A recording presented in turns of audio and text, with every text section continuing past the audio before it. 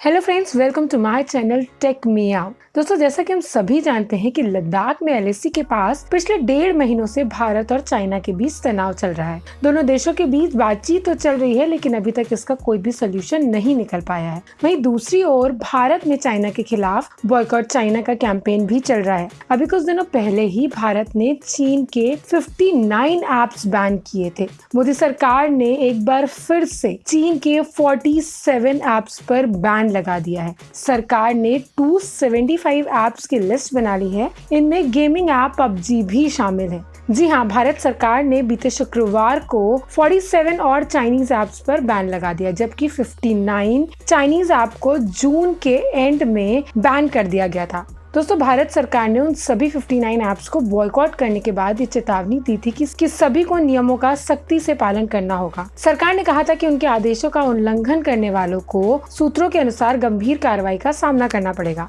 सरकार ने 29 जून को चाइनीज लिंक के साथ 59 ऐप्स पर बैन लगाने का आदेश जारी किया था, जिसमें कहा गया था कि ये देश की संप्रभुता, अखंडता और सुरक्षा के लिए पूर्वाग्रही थे, यानी कि ये देश को हानि पहुंचा रहे थे। इसलिए भारत सरकार ने 59 ऐप्स जैसे TikTok, CamScanner, SHAREit, UC browser और भी कई सारी ऐप्स पर बैन लगा दिया था। और अब एक बार फिर से सरकार ने 47 चाइनीज ऐप्स पर बैन लगा दिया है। हालांकि अभी बैन ऐप्स की लिस्ट नहीं आई है, तो जैसे ही हमारे पास लिस्ट आएगी हम आप तक जरूर शेयर करेंगे। तो दोस्तों, लगातार हमारे साथ बने रहने के लिए हमारे चैनल को सब्सक्राइब करें और ऐसे ही इंपॉर्टेंट अपडेट्स पाने के लिए बेल आइकन को जरूर प्रेस करें।